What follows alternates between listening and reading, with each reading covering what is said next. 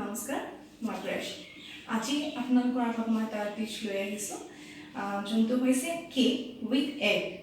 Generally মই বহুতৰ পৰা শুনিছোঁ যে তেওঁলোকৰ অকণ কনফিউজন থাকে এবাউট টেম্পাৰেচাৰ টাইম বা বেটাৰটো কেনেকুৱা কনচিষ্টেঞ্চিৰ হ'ব লাগে তো সেই কনফিউজনখিনি আজি আমাৰ এই ক্লাছটোত মই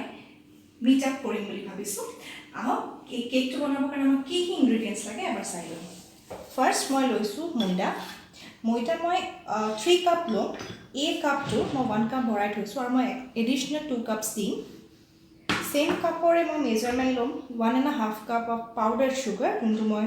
পাউডাৰ ফৰ্মত ৰাখি লৈছোঁ ইয়াৰো মই হাফ কাপ এড কৰিম milk half cup around milk আৰু 1/3 কাপ ৰিফাইন অইল দিছোঁ যদি আপোনালোকে বিচাৰে আপুনি বাটাৰো এড কৰিব পাৰে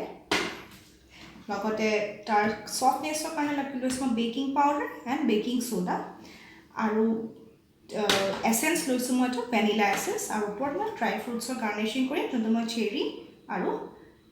কাজু লৈছোঁ আৰু যিহেতু এইটো উইথ এগ হয় কেকটো তো মই 3টা এগ লৈছোঁ আহক এতিয়া আমি মেথডটো চাই লওঁ এইটো কেনেকৈ বনাব লাগিব ফাৰ্ষ্ট আমি 2টা পৰ্শ্যন ৰাখিম এটা সলিড পৰ্শ্যন এটা লিকুইড পৰ্শ্যন ফাৰ্ষ্ট আমি যিখিনি আমাৰ সলিড ইনগ্ৰিডিয়েণ্টছ মানে চেনি ময়দা বেকিং পাউডাৰ বেকিং সোডা বেলেগকৈ ছেপাৰেটকৈ মিক্স কৰিম আৰু এটা লিকুইড পৰ্শ্যন য'ত আমাৰ এগকেইটা আমি ফেটিম মিল্ক বাটাৰ বা ৰিফাইন অইল আৰু ভেনিলা এছেঞ্চ দুইটা আমি ছেপাৰেট কৰি মিক্সিং কৰি ল'ম আহক আমি প্ৰচেছটো ষ্টাৰ্ট কৰোঁ এতিয়া মই আন্দাকেইটা ইয়াতে মই ভাঙি দিলোঁ ইয়াৰ লগত মই যিখন মিল্ক থৈছিলোঁ মিল্কটো মই দি দিম আৰু চিম যোনটো ৰিফাইন অইল আছিলে সেইটো মই লগতে দি দিম আৰু ভেনিলা এছেঞ্চ মই লওঁ এৰাউণ্ড 1 টিস্পুন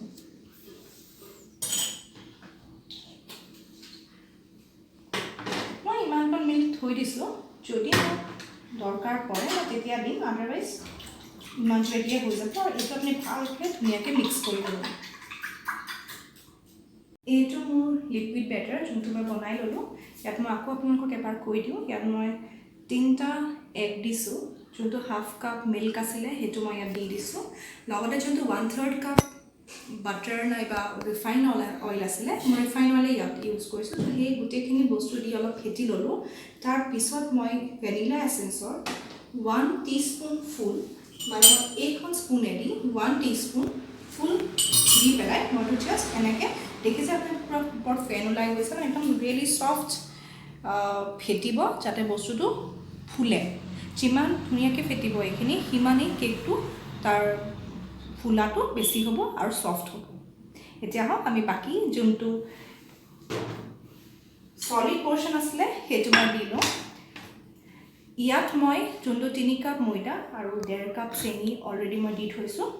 এতিয়া মই ইয়াতে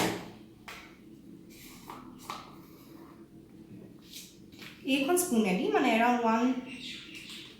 টেবল স্পুন ফুল মই 1 টেবল স্পুন বেকিং পাউডাৰ দিম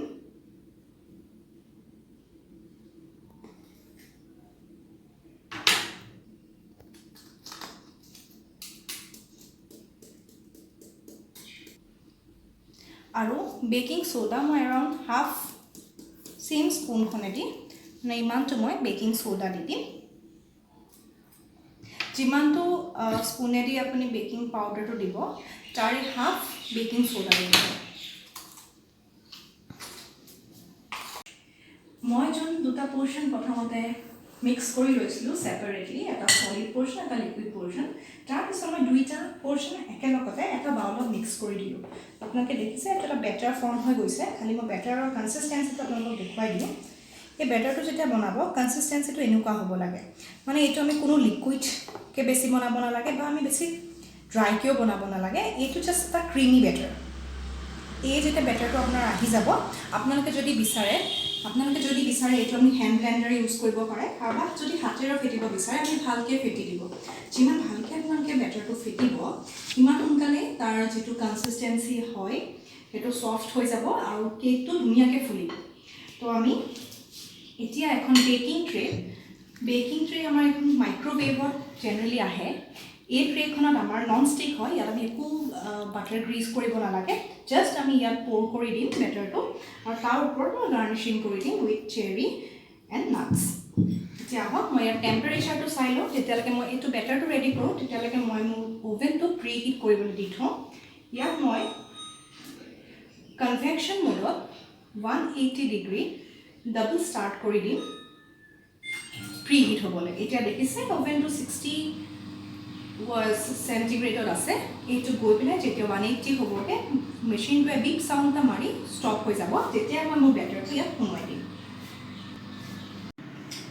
এতিয়া এইটো দেখিছে মই এনেকৈ আমাৰ নন ষ্টিক ট্ৰেখনত মই ইয়াত দি দিলোঁ আৰু যিমানখিনি ড্ৰাই ফ্ৰুটছ আছিলে মই ওপৰত দি দিছোঁ। আপোনালোকে যদি বিচাৰে ড্ৰাই ফ্ৰুটছটো ফেটা টাইমতো ইউজ কৰিব পাৰে, যদি কাজু এডিশ্যনেল দিব বিচাৰে ফেটা টাইমতো আপোনালোকে ইউজ কৰিব পাৰে, বা ওপৰত আপুনি এনেকৈ গাৰ্নিচিং কৰি দিব পাৰে। মই এনেকৈ গাৰ্নিচিং কৰি দিছোঁ আৰু অ'ভেনটো আমি চাই লওঁ যে 165 হৈছে আৰু যেতিয়া 180 হ'ব মেচিনটো অট'মেটিক এটা বিপ চাউণ্ড মাৰি বন্ধ হৈ যাব। তেতিয়া আমি ল'ৰ একডাল ফাৰ্ষ্ট ল'ম, তাৰপিছত আমাৰ ট্ৰেখন দি আমি তাতে দি দিম।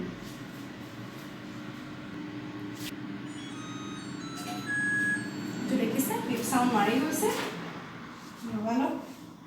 এইখন ভৰাই দিম। খালি আপোনালোকে অকণমান কেয়াৰফুলি ভৰাব কাৰণ ভিতৰটো বহুত বেছি গৰম হৈ থাকে। জাষ্ট আপুনি ইয়াতে ভৰাই দিয়ক,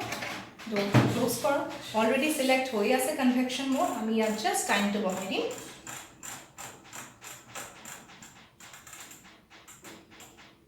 23 মিনিটছ দিছোঁ মোৰ,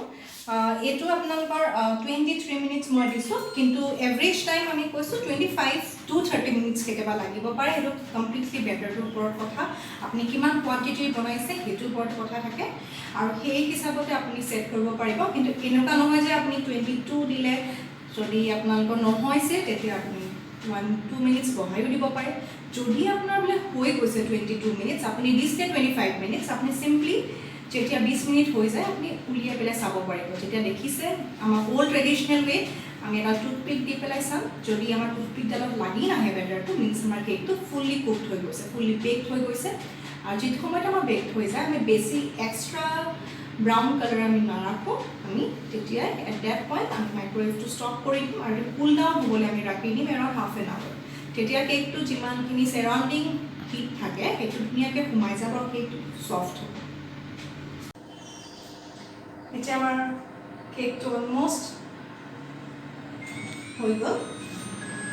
এইটো চাওক, এতিয়া লগালগ এখন ফেন চলি যায়, মানে কেকটো কুল ডাউন হয়। কুল ডাউন হ'বৰ কাৰণে আপোনালোকে জেনেৰেলি এনেকৈ ৰাখি দিব, হাফ এন আৱাৰ এনেকৈ ৰাখি দিব। তাৰপিছত যেতিয়া ফুল্লি কুল হৈ যায় উলিয়াই আনি পেলাই আপোনালোকে কাটিব। বাট যিহেতু আপোনালোকক মই এতিয়া দেখুৱাব লাগিব, মই এইটো খুলি লৈছোঁ, দেখিব পাৰে কেকটো ৰেডি হৈ গৈছে।